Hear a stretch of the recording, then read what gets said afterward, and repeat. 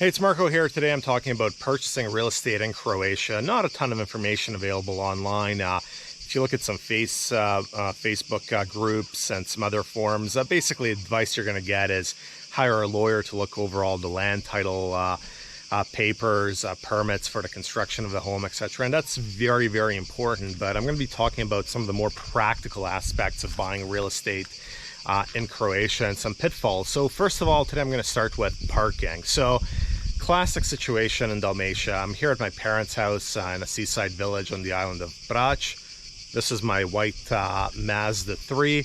I'm parked in my parents' two parking spots that they were smart enough to build 40 years ago when they built their home. However, their neighbor, he did not put a road through to his home, so he cannot get to his home with a car, so he parks here on the road.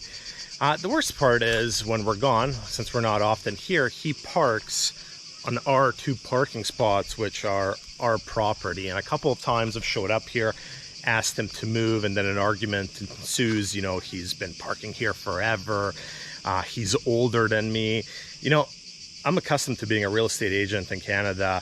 There is no such argument as I'm older than you. I mean, how do you even counter that argument? And then you end up just being aggravated. And what are you going to do? Call the police because he's parking, etc. So really the advice here is when you're purchasing property in Croatia, especially in Dalmatia, make sure you buy something with designated parking that's also secured. So I don't know if you can see behind me down the street,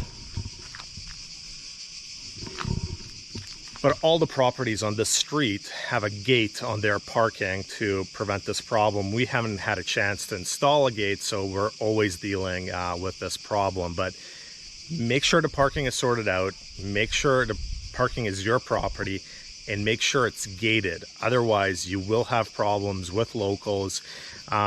It's tough to explain. You know, in Canada, I've never heard of a situation where someone parks on someone else's property. I've never had a situation in Canada where in an underground parking, someone else is parking in someone else's parking stall. That is completely normal in Croatia, so you have to get ahead of the ball and deal with it either through gates, or if you're buying an underground parking, have a private garage that can be closed in the underground parking versus buying a parking stall. That's it for now. Marco reporting from Croatia.